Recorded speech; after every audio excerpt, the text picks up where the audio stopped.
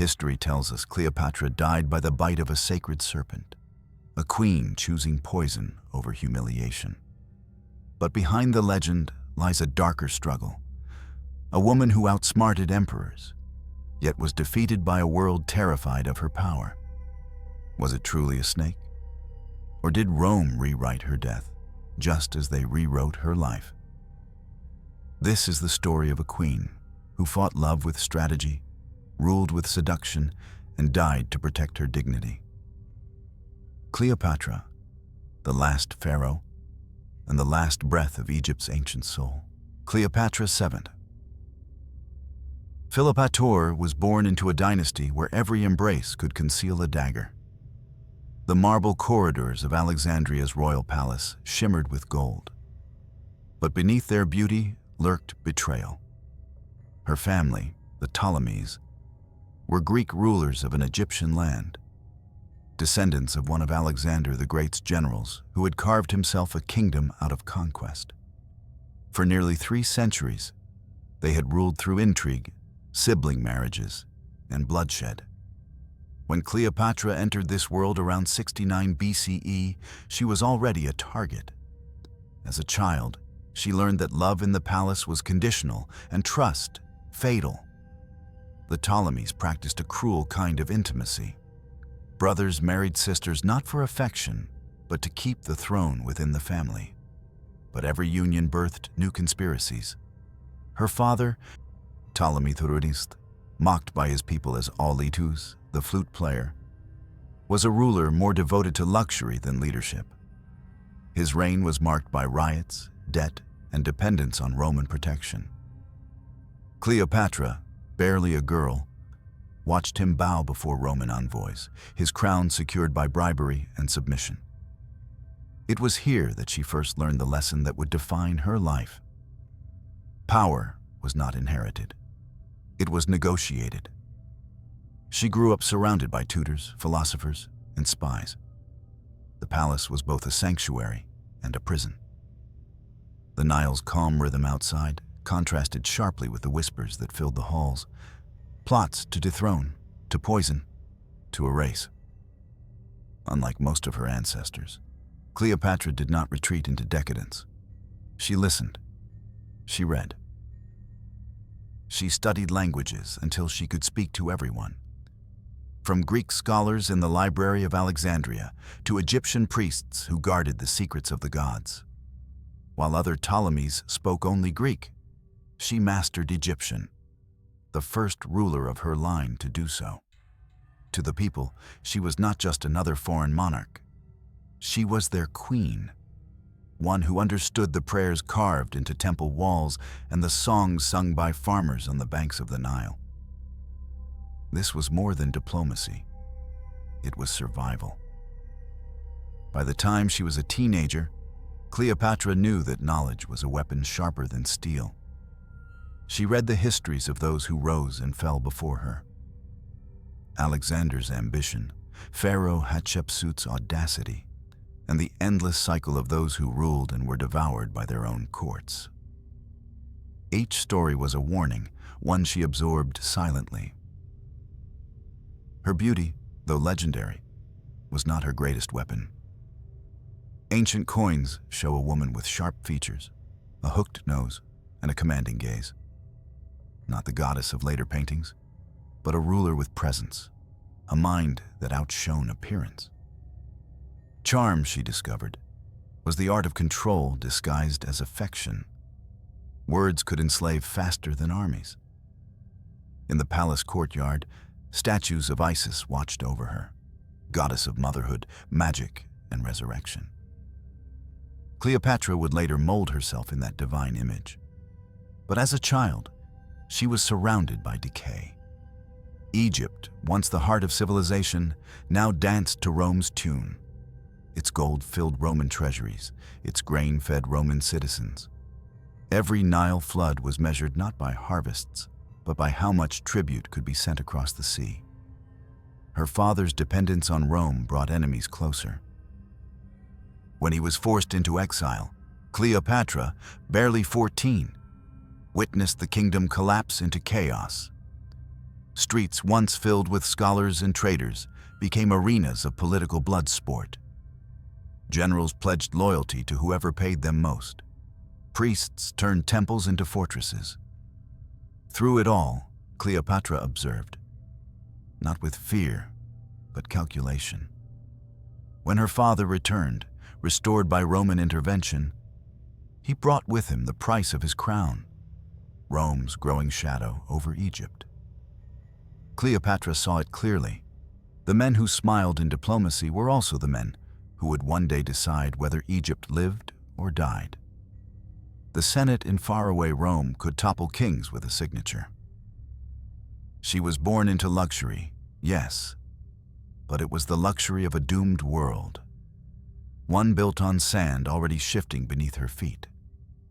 Every feast, every festival of the gods felt like an echo of a greatness long gone. Yet, in that fading world, Cleopatra found her purpose: to restore Egypt's dignity, even if she had to bend empires to her will. By 18, she had become more than her lineage. She was a strategist, fluent in 9 languages, trained in the art of persuasion, and shaped by danger. When she ascended the throne beside her younger brother, Ptolemy XIII, she understood that the crown was not a gift, but a challenge, a test to see if she could outlive the traps set by her own blood. To rule Egypt was to walk among serpents, and Cleopatra, even before legend named her so, had already learned how to charm them. When Cleopatra's father died in 51 BCE, the throne passed to his 18-year-old daughter and her younger brother, Ptolemy XIII, barely a boy. Egypt's tradition demanded that they rule together as king and queen, and by royal custom, as husband and wife. But Cleopatra had no intention of being anyone's ornament. She had survived a childhood surrounded by daggers and silk. She knew how to read silence, how to measure loyalty in glances. From the first day of her reign, she ruled alone in spirit. In the early months, the facade of unity held. Official decrees bore both their names, but the language shifted. Her name first, her titles longer. She stood before priests at Memphis and declared herself Thea Philopator, the goddess who loves her father, a subtle claim to divine right. The court murmured that her brother was being hidden from public view, his advisors replaced by hers. To the elite of Alexandria, a young woman commanding armies, tax collectors, and priests was not just unusual, it was dangerous.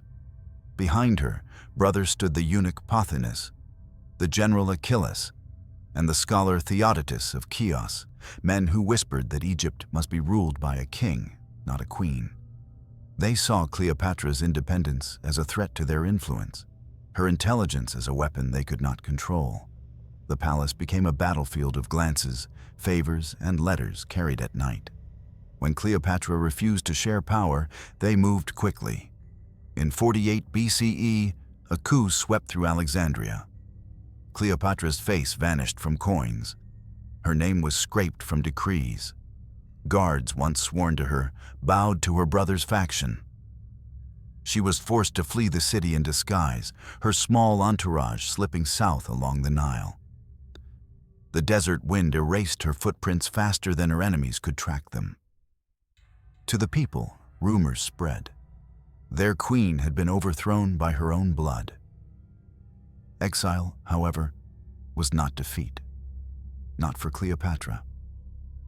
She traveled through the harsh lands of Thebes and Aswan, regions far from the marble palaces of Alexandria, where Egypt's ancient spirits still lived. Among the farmers, the temple priests, and the boatmen who worshipped the old gods, she found loyalty that gold could not buy. They saw not a fallen ruler, but a woman of the Nile, one who spoke their tongue, offered to rebuild their shrines, and invoked Isis in her prayers. For the first time, Cleopatra ruled not through dynasty, but through devotion. But even as she built her base in Upper Egypt, a greater storm brewed beyond the sea. In Rome, Julius Caesar and Pompey the Great were locked in civil war, the fate of the Republic hanging in the balance. When Pompey fled to Egypt after his defeat at Pharsalus, seeking sanctuary from Caesar's vengeance, he turned to Ptolemy XIII's court for refuge. The boy king's advisors saw an opportunity. By murdering Pompey, they could win Caesar's favor and prove their loyalty to Rome's new master. On the shores of Pelusium, they staged their betrayal. Pompey, once the greatest general of the Roman world, was stabbed before his family's eyes as he stepped from his ship. His severed head was presented to Caesar when he arrived days later, an offering drenched in treachery. But Caesar did not smile. He wept. The gesture that was meant to please him instead disgusted him. He despised cowardice more than defeat, and now the young king and his ministers had exposed their cruelty. The moment Cleopatra heard of Caesar's arrival, she understood. This was her chance. The war for Egypt's throne could be won not with soldiers, but with strategy. While Ptolemy's faction celebrated prematurely, Cleopatra planned her return. She could not walk through Alexandria's gates. She would be seized on sight. But she could enter unseen. With the help of a loyal servant, she traveled under the cover of night to the palace where Caesar lodged, hidden within the rolled folds of a Persian rug, smuggled past guards who would have killed her if they knew who she was. It was not vanity that drove her, nor mere desperation. Cleopatra understood men like Caesar, proud, curious, drawn to audacity. When the rug was unrolled before him, revealing the exiled queen herself, disheveled but unafraid, history bent in that moment. The scene would later be retold as seduction, but it was strategy. She had no army left, only her wit, her presence, and the mastery of timing. Caesar saw in her something that no Roman woman could be. A ruler who commanded both intellect and theater, danger and grace. In her eyes, he glimpsed the ambition of Alexander. In his, she saw the weapon that could restore her kingdom. The coup that had cast her out was about to unravel. Cleopatra had turned exile into opportunity, not by pleading, but by playing the game. Her enemies thought she was too young, too female to understand. Soon, the city that had rejected her would burn with the fires of civil war. And amid those flames, Cleopatra would rise again, not as a pawn, but as the partner of the most powerful man in the world. When Julius Caesar met Cleopatra in the palace of Alexandria, he found not a helpless exile, but a strategist cloaked in grace. The story of her arriving rolled inside a carpet, though perhaps embellished by later historians, endures because it captured what made her extraordinary. She understood performance. She knew that power was not only seized, but staged. In that single gesture, she declared herself bold enough to face the conqueror of Rome alone. Caesar was 52, Cleopatra barely 21. The difference in age and empire might have intimidated another, but not her.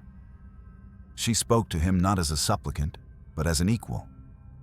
Fluent in politics as in language, she addressed him in Greek, the tongue of philosophers, the language of Alexander. And when she switched to Latin, she did so deliberately, her accent carrying the weight of foreign charm. Caesar, weary from civil war, saw in her something that mirrored his own ambition, the will to rule in a world that despised compromise. Cleopatra appealed to his intellect, not his lust. She laid out Egypt's position with precision. Her brother's coup had destabilized the richest kingdom in the east. The grain of the Nile still fed Rome's markets. And without her restoration, chaos would imperil Caesar's own supply lines. What she offered was not beauty, but order, a throne allied to Rome, yet loyal to her. It was a language Caesar understood better than flattery. The night they met, the palace was surrounded by factions of soldiers loyal to her brother. Alexandria became a labyrinth of fires and fear. In the library, that ancient temple of learning where papyrus scrolls once held the memory of the world, war spilled through the corridors. As Caesar's men clashed with the Egyptians, the library's great collection burned. Smoke rose into the sky, carrying with it the knowledge of centuries. And in that apocalyptic light, Cleopatra's alliance with Caesar was sealed. Together, they moved swiftly. Her brother's army, led by the general Achillas, was defeated in the streets. The young king fled, but was cornered near the Nile. In the chaos of battle, he drowned. Whether by accident or design, no one knows. His golden armor glimmered for a moment beneath the water, before the current swallowed him whole. The boy king's death left Cleopatra unchallenged. The queen, who had once been exiled barefoot into the desert, now stood restored to her throne by Rome's greatest general. But power never came free. Caesar lingered in Egypt through the spring of 47 BCE, captivated not just by Cleopatra's intellect, but by the vision she offered. Together, they dreamed of a new world, an empire where East and West could unite under their heirs. When she bore him a son, Caesarion, she proclaimed him King of Kings, a child of divine blood, the living symbol of rebirth for both Egypt and Rome. Yet even as she celebrated her triumph, Cleopatra remained cautious. She knew Rome well enough to understand that it loved strength and feared it in women. To the Alexandrians, she appeared as Isis reborn, the mother and protector of Egypt, radiant in gold and linen, sailing the Nile with Caesar by her side. To Rome, their union was scandal. A foreign queen had ensnared their hero. The Senate whispered of witchcraft, of lust, of a woman who would enslave the Republic itself. Still, Caesar returned to Rome, and in 46 BCE, Cleopatra followed. She came not as a concubine, but as a monarch, housed in Caesar's villa across the Tiber. Her presence caused a quiet earthquake in Roman society. Senators' wives gossiped about her silks, her perfumes, her composure, all while their husbands watched her with fascination and fear. Cleopatra moved through Rome like a living myth, a queen who defied their notions of womanhood, of empire, of submission. But peace, like power, never lasted. On the Ides of March, 44 BCE, Caesar was cut down by his own senators, his blood spilling across the marble floor beneath Pompey's statue. A cruel circle closing. Cleopatra, hearing the news, locked herself inside her chamber. Her protector was dead, her position perilous once more. She fled Rome in silence, her infant son in her arms, returning to Egypt under the shadow of yet another civil war. The dream she had built with Caesar, a shared empire, a dynasty bridging continents, dissolved overnight. Yet Cleopatra did not collapse. She rebuilt her rule, re-established control over her people, and restored Egypt's finances.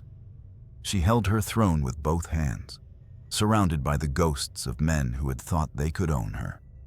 Her meeting with Caesar had changed history, not merely because it joined two worlds, but because it taught her the true nature of power. That love, when bound to politics, is both weapon and wound. In the eyes of Rome, she was no longer just the queen of Egypt. She was the woman who had dared to challenge the world's greatest empire on its own terms, and survived after Caesar's death. Cleopatra found herself standing at the center of a shattered world. The man who had restored her throne was gone, cut down by the very republic he had tried to save. The marble halls of Rome that once echoed with ambition now dripped with blood. For most rulers, such a loss would have been the end. But Cleopatra had long learned that grief was a luxury only the weak could afford. She returned to Alexandria not as a widow, but as a goddess reborn. In the eyes of her people, she was Isis incarnate, the divine mother, the protector of Egypt's heart. The temples of Dendera and Philae carved her likeness alongside the gods, her crown adorned with the sun disk and horns of Hathor. Her image stood tall across the Nile Valley, Cleopatra nursing her son, Caesarion, beneath rays of divine light. To the Egyptians, she was no longer a foreign Ptolemy. She was the living essence of the Nile itself, a bridge between mortals and immortals. It was not merely religion, it was politics disguised as eternity. By presenting herself as Isis, Cleopatra transformed her rule into something Rome could not fully touch. Empires could conquer nations, but they could not conquer gods. She fused ritual with rule, devotion with diplomacy. Festivals once dedicated to ancient deities now celebrated her reign. The people bowed not just to a monarch, but to a manifestation of the divine. In Alexandria, the city of learning and trade, Cleopatra turned myth into statecraft. She reformed the currency, personally oversaw the grain supply, and restored Egypt's economy ravaged by years of civil war. Scholars, priests, and engineers filled her court, and ships from Arabia, India, and Africa lined her harbors once more. Her palace, overlooking the sea, gleamed with mosaics depicting stars, serpents, and lotuses, symbols of rebirth. But even as she rebuilt Egypt, Rome continued to haunt her. News of Caesar's assassination reached her like an echo from a broken past. His killers had claimed to defend the Republic, but in their chaos, new powers rose. Mark Antony, Octavian, and Lepidus, the second triumvirate. 3 men dividing the world, each hungry for what remained of Caesar's legacy. Cleopatra understood that her safety depended not on isolation, but on alignment. She sent envoys, gold, and gifts, reminders that Egypt's wealth could sustain or starve empires. Yet one name kept returning in her councils: Mark Antony, the soldier poet, the man who had once carried Caesar's sword and his ideals. He ruled the eastern provinces from Tarsus, near the edge of her influence. And like Caesar before him, Antony summoned Cleopatra, demanding her presence, her loyalty, and her explanation for Egypt's past dealings. Many queens would have gone in fear. Cleopatra went in theater. She sailed up the Cydnus River not as a subject, but as a spectacle. Ancient writers described the scene with awe. A golden barge with purple sails, silver oars flashing in the sun, servants dressed as cupids fanning the queen beneath a canopy of silk. The air smelled of incense and rose water. Musicians played flutes as Antony waited on the shore, bewildered by the apparition. Cleopatra stepped onto the riverbank, not as a mortal woman, but as Aphrodite herself, the goddess of love arriving to judge the fate of men. It was a calculated performance, one Rome would never forget. The soldiers who had mocked her as a temptress fell silent. Antony, seasoned by decades of war, found himself undone by awe. Cleopatra had mastered what no army could, the art of turning power into devotion. Their first conversation lasted through the night. She spoke of Caesar, of Egypt, of the fragile balance between East and West. Antony, charmed and intoxicated, promised protection, alliance, and perhaps something more dangerous: affection. But Cleopatra's eyes never left the horizon. She had no interest in becoming another Roman's trophy. If she was to bind herself to Antony, it would be as an equal, not a subordinate. In the months that followed, their partnership deepened. Antony wintered in Alexandria, where politics blurred into passion.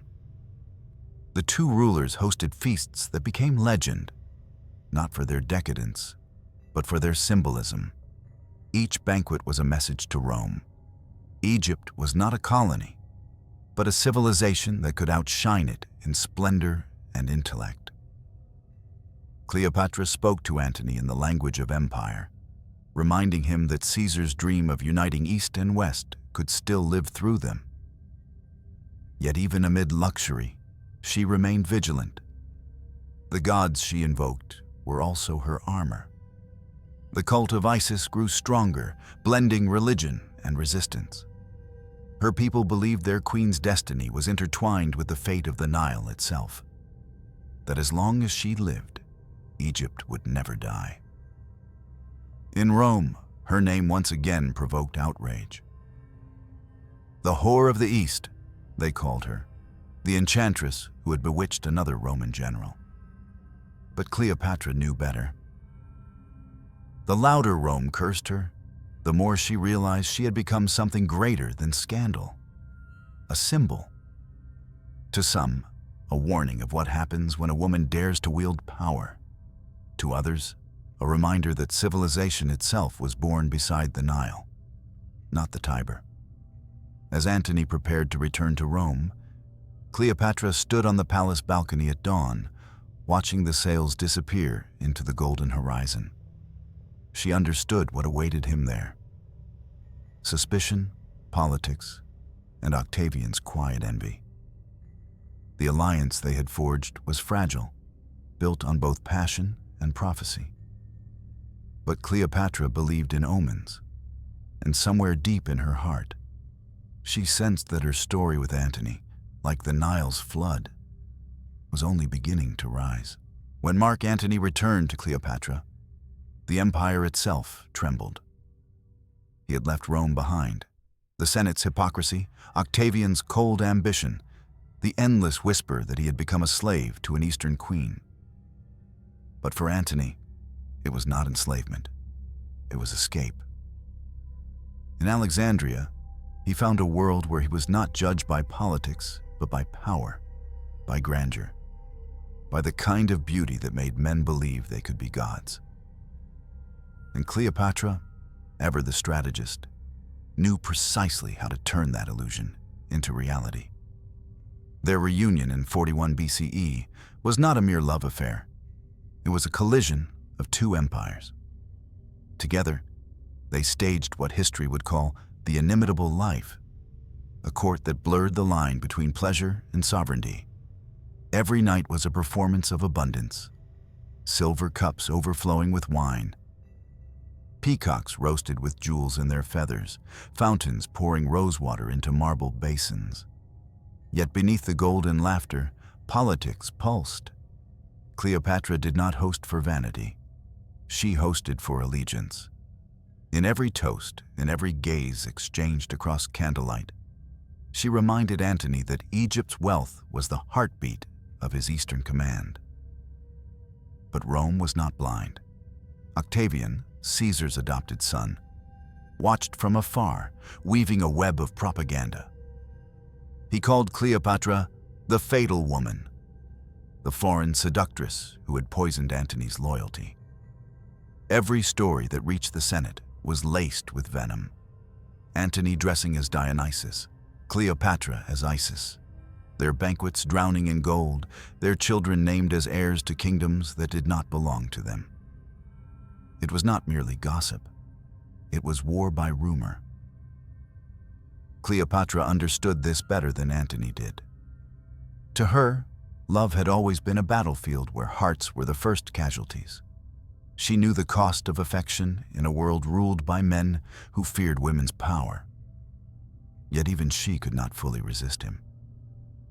Antony was no Caesar, not the cold tactician of Rome's order, but a man of fire, instinct, and ruin.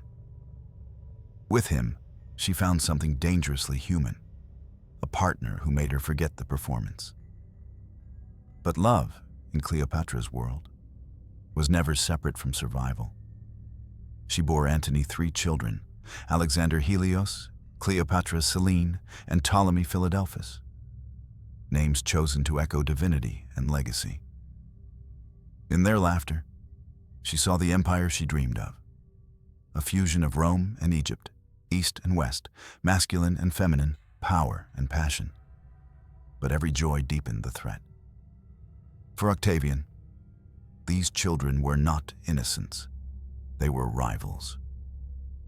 When Antony publicly declared Caesarion, Cleopatra's son by Julius Caesar, as Caesar's true heir, he signed his own death warrant.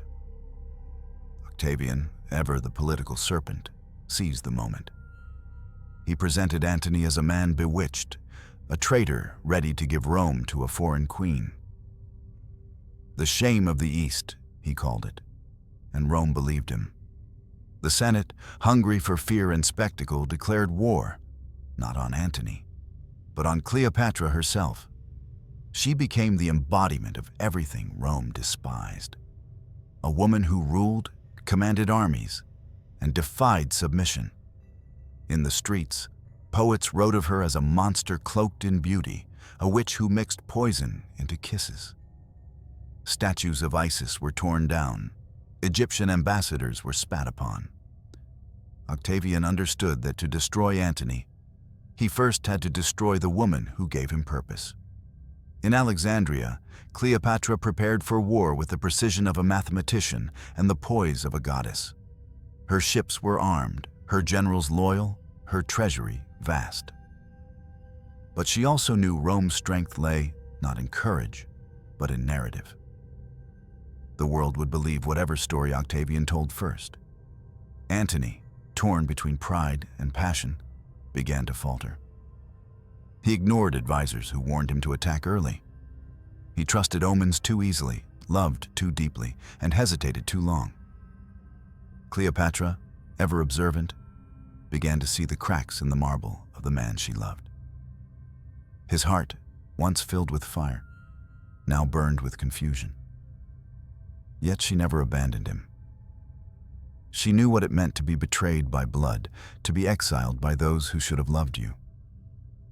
So she stayed. She fought beside him, not as a mistress, but as a monarch.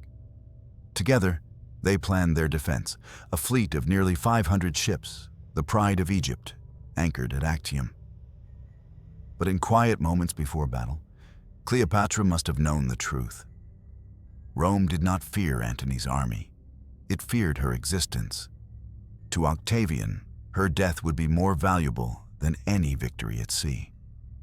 For a woman who had rebuilt gods and kings in her image, the stage was set for her greatest trial. A war not for Egypt, but for her very right to be remembered. The Nile shimmered in the distance, reflecting both empire and illusion. And Cleopatra, once again, prepared to gamble everything, love, crown, and country, in a world that refused to let a woman rule without first breaking her heart.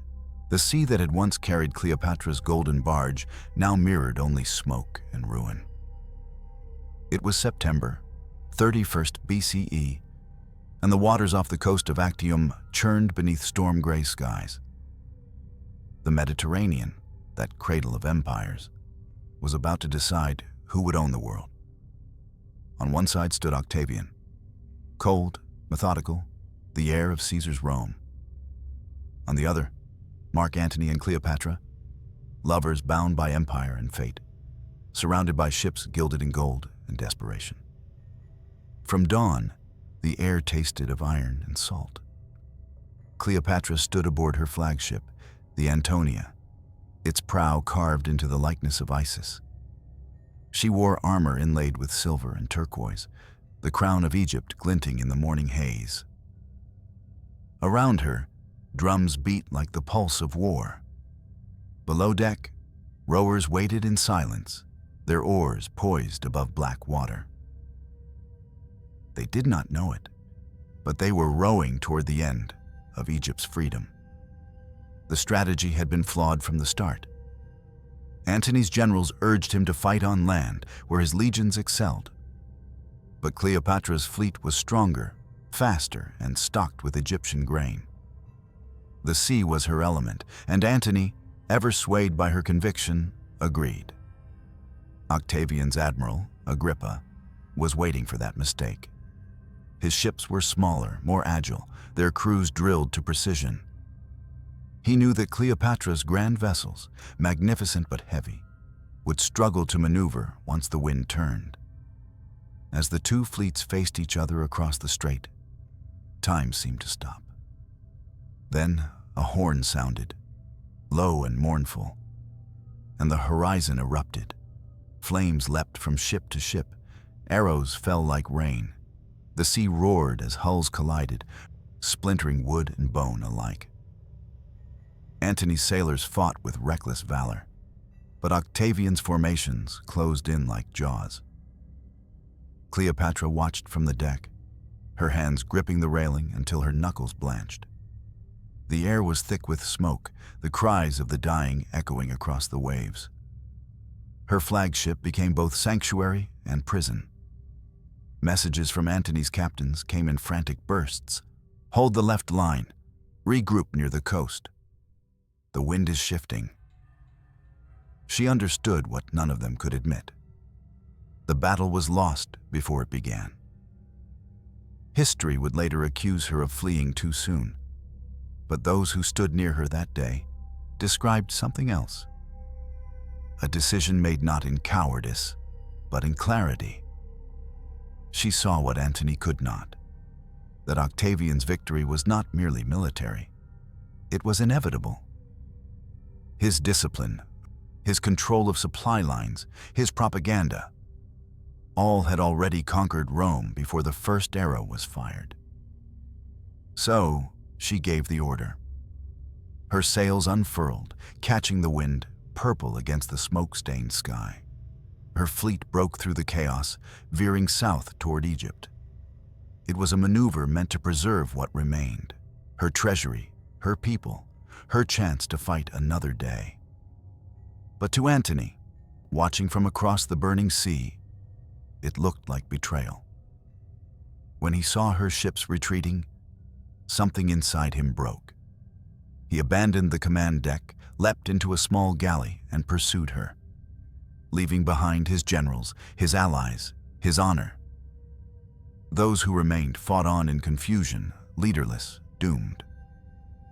By sunset, Actium was over. Octavian's flag rose over the waters, and the last dream of the Ptolemies began to drown. Days later, Antony and Cleopatra met again in silence. The palace at Alexandria was quiet. Too quiet. They did not speak of strategy or blame. Each knew the cost of what had passed. Their armies were shattered, their allies defecting, their reputations ruined. Cleopatra tried to comfort him, reminding him of their victories, their children, their faith in the gods. But Antony's eyes were hollow. Rome's greatest soldier had become a ghost, still wearing his armor. Octavian, ever the patient predator, did not chase them immediately. He knew time would finish what war had begun. He spread the story through Rome of a queen who had bewitched a Roman hero who made him kneel before her throne. It was not victory Octavian wanted. It was narrative. Cleopatra was cast as the serpent of the East, Antony her willing victim. In Alexandria, famine crept through the city. The people who once adored their queen now whispered that the gods had abandoned her. The Nile, that eternal witness, seemed to flow more slowly, as though mourning its own fate. In the great halls of her palace, Cleopatra walked past the statues of Isis and Horus, their stony eyes reflecting her despair. The empire she had fought to preserve was collapsing one heartbeat at a time. But even in defeat, Cleopatra did not surrender. She began to plan in silence. Her laboratories worked to refine poisons that could end pain swiftly. Her spies bribed Roman envoys, sending gifts of gold and promises of peace. She still believed, perhaps, that she could negotiate survival, if not for herself, then for her children. Actium had not just destroyed armies, it had rewritten destiny. Rome now saw itself as eternal. And Egypt, once the cradle of civilization, was becoming a prize to be displayed in its triumphal processions. Yet Cleopatra understood something Octavian never would. The body may be conquered, but legend belongs to those who write their own ending. The sea had taken her empire, but it would not take her soul. In the final year of their reign, Alexandria became a city suspended between two worlds, one of marble and incense, and another of silence and dread. The streets that had once echoed with music now heard only the marching of soldiers. The horizon glowed not with sunrise, but with the smoke of approaching warships. Rome was coming. Cleopatra knew that Octavian's army had crossed the Mediterranean. His letters, cold, polite, venomous, offered her only one choice: surrender herself and her children, or be dragged to Rome in chains. She smiled when she read them, but her hands trembled slightly as she set them down. In the marble halls of the palace, she began to prepare for the end, though not in the way her enemies expected. Mark Antony was no longer the man who had once terrified nations. His eyes were bloodshot, his armor rusted with neglect. Defeat had carved its lines deep into his face, yet he still carried that trace of Roman nobility, the tragic dignity of a warrior who had given everything to a dream that no longer existed. Cleopatra treated him not as a fallen general, but as a king. She arranged feasts in empty halls, ordered musicians to play old Roman songs, hoping to remind him that life could still hold beauty, even as the world collapsed. But Antony's pride had turned to ash. He saw in every gesture of comfort a reflection of his failure, not hers. Outside the palace walls, Octavian's propaganda devoured them both. In Rome, poets declared that Antony had become the slave of the harlot queen. Priests preached that the gods of Egypt were false idols, and their queen a witch who had poisoned Caesar's bloodline. Every insult was another stone laid upon Antony's conscience. Cleopatra's intelligence network brought her news of desertions. One by one, their commanders defected to Octavian's side. The fleet that had survived Actium surrendered without battle. In desperation, Antony mustered the last of his loyal legions to defend Alexandria. When the two armies met outside the city walls, his men, starving, broken, and outnumbered, refused to fight. They greeted Octavian's soldiers as brothers. It was over before it began. Antony returned to the city, his sword still sheathed, his spirit hollow. Cleopatra, ever proud, met him in the great hall dressed as Isis, gold crown, scepter in hand, surrounded by flickering torches. She tried to speak of mercy, of diplomacy, of one last chance to save their children. But Antony heard only the ghosts of the past. Caesar's laughter, Octavian's smirk, the roar of Actium's burning sea. Then came the moment that sealed their fate. A rumor reached him, spread, perhaps deliberately, that Cleopatra had taken her own life, sealing herself inside her mausoleum with her treasures and servants. The word struck Antony like a blade. The woman for whom he had lost Rome, honor, and empire, dead. The last light of his world gone out. He called for his servant Eros, the man named for love, and ordered him to perform his duty, to kill his master swiftly. Eros, unable to obey, turned his sword upon himself. Antony, shaking, took up the weapon. He whispered something only the gods could hear, pressed the blade to his chest, and fell upon it. The wound was deep, but not fatal. Blood flooded his robes. His men, horrified, rushed to carry him to Cleopatra's tomb, where word had spread that she still lived. Inside the mausoleum, the queen waited, alive, surrounded by gold and silence. When the doors burst open and they carried Antony in, her cry echoed like the sound of a temple bell breaking. She knelt beside him, her hands stained red with his blood. He tried to speak, but could not. His eyes searched for hers, desperate, apologetic, afraid. Cleopatra lifted his head onto her lap. The scent of myrrh and salt filled the air. She whispered, "Do not fear. We shall meet again, beyond the river." Antony died in her arms, the soldier who had loved a goddess, undone not by battle but by love itself. The palace fell silent. Even the guards wept.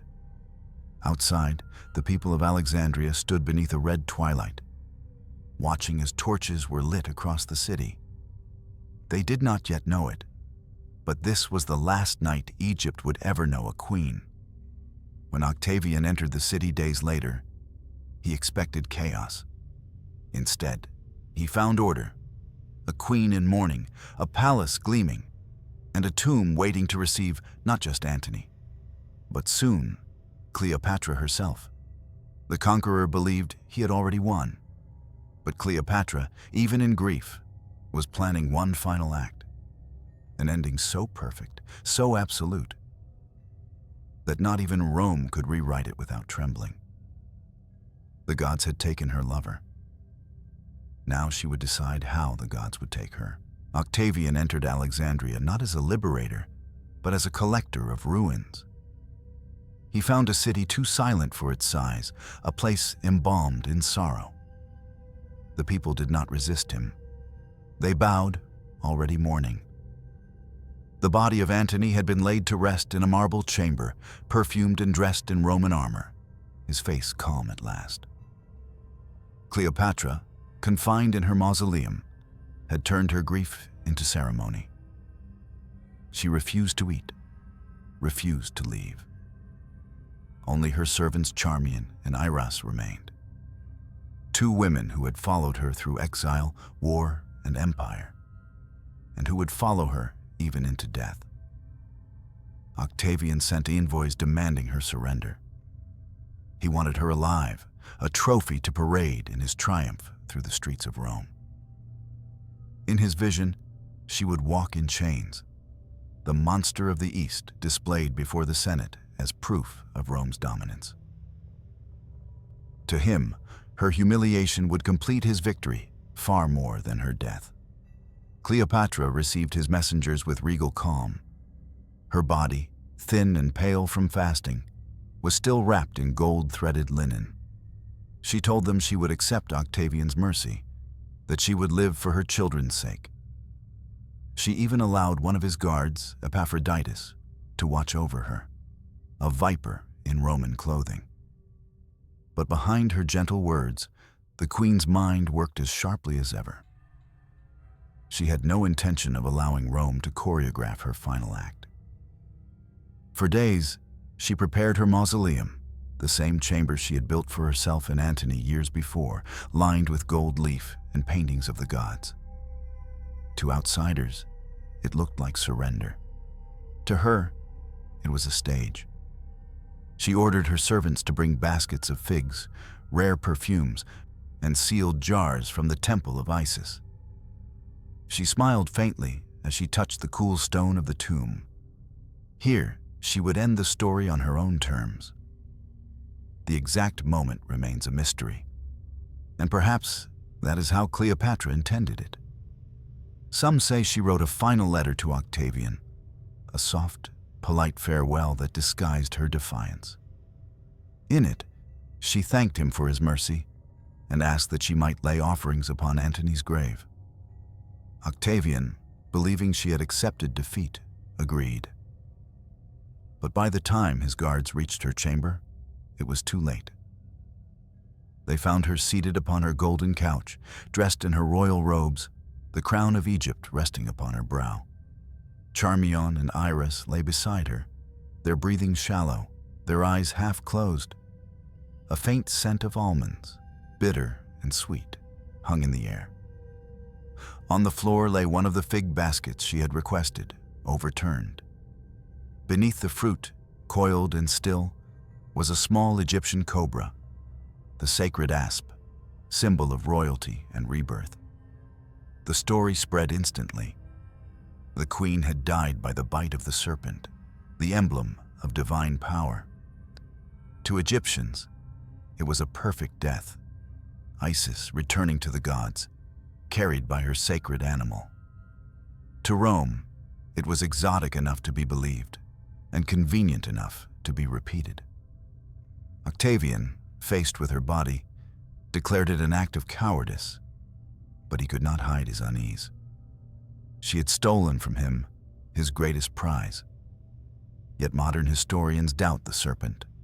A cobra is large, difficult to conceal, and its venom, though deadly, does not kill swiftly or gracefully.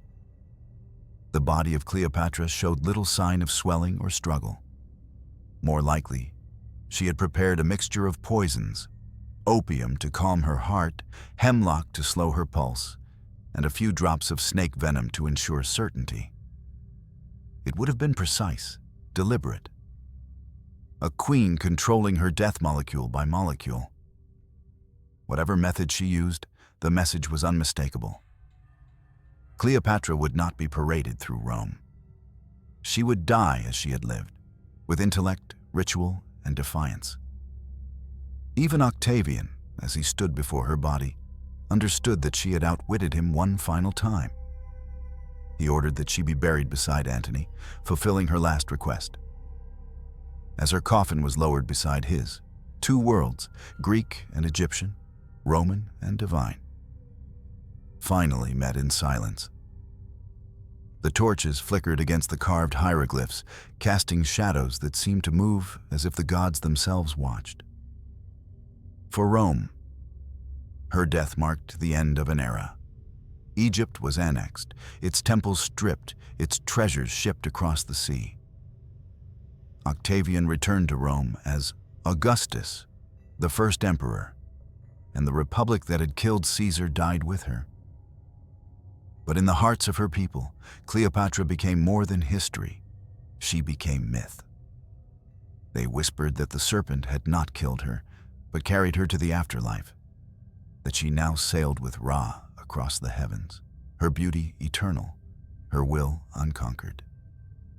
Painters would later imagine her lying serenely, the tiny asp coiled at her breast, not a victim, but a woman who turned death into a crown. And perhaps that is the greatest truth of all. Cleopatra understood that legends are not written by survivors, but by those who die on their own terms.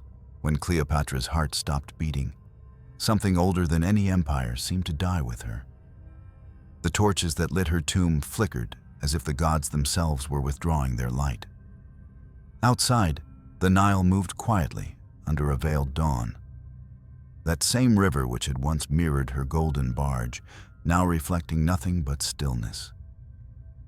News of her death swept through Alexandria like a breath exhaled by a dying city. The people did not wail, they whispered. They left lotus flowers on the palace steps and burned incense in silence, for they knew that mourning her aloud might draw Rome's wrath. Yet beneath their quiet grief, something sacred broke. The queen who had once spoken to them in their own tongue, who had walked among their temples as Isis reborn, was gone. Octavian ordered the city sealed. His soldiers patrolled the harbors and temples, confiscating scrolls, gold, and statues. Every emblem of the Ptolemies, every seal, coin, and crown was gathered and melted down. Egypt, which had outlived Babylon, Persia, and Greece, became a province of a foreign master. But Octavian understood the danger of memory. He could conquer the land, but not the idea of Cleopatra.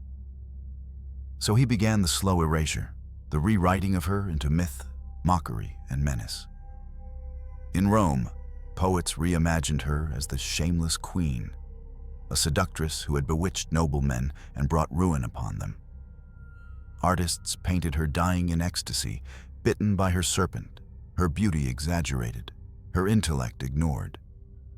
The woman who spoke 9 languages and negotiated with generals was reduced to a single gesture, the moment of her death. It was easier for men to worship her body than to face her brilliance. And so, Cleopatra, the last pharaoh, was buried not only beneath stone, but beneath stories. Her tomb, hidden somewhere beneath modern Alexandria, remains undiscovered, as if the earth itself chose to protect her from the eyes of the victors. In that secrecy lies her final triumph, the mystery Rome could never own. The aftermath was merciless. Caesarion, her son with Julius Caesar, the boy who might have united East and West, was captured and executed on Octavian's orders. "Too many Caesars," he reportedly said, as though the world had room for only one. Her other children by Antony, Alexander Helios, Cleopatra Selene, and Ptolemy Philadelphus, were taken to Rome as living trophies, paraded in golden chains behind Octavian's chariot. Crowds cheered their humiliation, not realizing they were witnessing the extinction of a dynasty that had ruled for nearly 300 years. Yet even in captivity, Cleopatra's bloodline refused to vanish completely. Her daughter, Cleopatra Selene, later married King Juba II of Mauritania. In the distant city of Caesarea, on the coast of Africa, she built temples and palaces that echoed the splendor of Alexandria. In marble and mosaic, she resurrected fragments of her mother's world, a faint echo of the Nile carried west by exile. Thus, even in defeat, the queen's legacy endured in whispers and stone. Back in Egypt, life continued, but differently. The temples no longer opened with songs to the pharaoh. They opened under Roman edict. The priests of Isis still lit their lamps, but their prayers grew cautious, their hymns quieter. The pyramids, ancient even then, stood as mute witnesses to the fading of the old order. Egypt, once the heart of the world, became a symbol of the past, a museum before museums existed. And yet, for all of Octavian's efforts, Cleopatra's ghost would not rest. Roman women whispered her name as both warning and inspiration. To some, she was the embodiment of sin. To others, a secret ideal. A woman who dared to rule her own destiny in a world built for men. Her legend crossed languages, reshaped by each generation. The snake, the seductress, the scholar, the witch, the goddess. She became what history needed her to be, precisely because she had denied it the truth. Perhaps that was her final revenge. For while Rome's empire would one day crumble, her name never would. Statues of emperors would turn to dust, but her story, told and retold, would keep breathing, like the Nile itself. In that sense, Cleopatra did not truly die. She transformed. The queen who once ruled Egypt through intellect and illusion learned in death the greatest secret of all. Immortality does not belong to gods or conquerors. It belongs to those who know how to become myth. So when the sun set over the Mediterranean that evening, the last light of Egypt's ancient soul vanished beneath the waves. The gods retreated into memory, the hieroglyphs fell silent, and the throne of the pharaohs became an empty chair. But somewhere, beneath layers of sand and centuries, the story of a woman who refused to kneel still shone faintly. Like gold buried deep, waiting for the world to remember. Centuries have passed, yet Cleopatra still refuses to fade. Empires have risen and turned to dust, but her shadow remains, carved into paintings, poems, and memory. Rome claimed victory, but time chose her.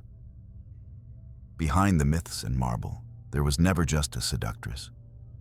There was a scholar fluent in 9 tongues, a queen who commanded fleets, who turned language and ceremony into weapons sharper than any sword. She ruled in a world that allowed women no power and still forced it to remember her name. Cleopatra's life was a dialogue between brilliance and doom, between the beauty of control and the cruelty of history. Her death, whether by serpent or poison, was not surrender, but design. She refused to be paraded, refused to be rewritten, refused to be owned. Every age has retold her story differently. Rome called her dangerous. Poets called her divine, and modern minds call her misunderstood. Yet through every retelling, one truth survives. She chose her end before anyone else could choose it for her. And that choice is what makes her eternal. She was the last pharaoh, but also the first to teach the world that power is not only in ruling, it is in refusing to be ruled. When we speak her name, we do not summon tragedy. We summon defiance. Cleopatra did not lose to Rome. She outlived it, in legend, in fascination, in every whisper that dares to ask. Was it really a snake, or simply a queen who refused to kneel?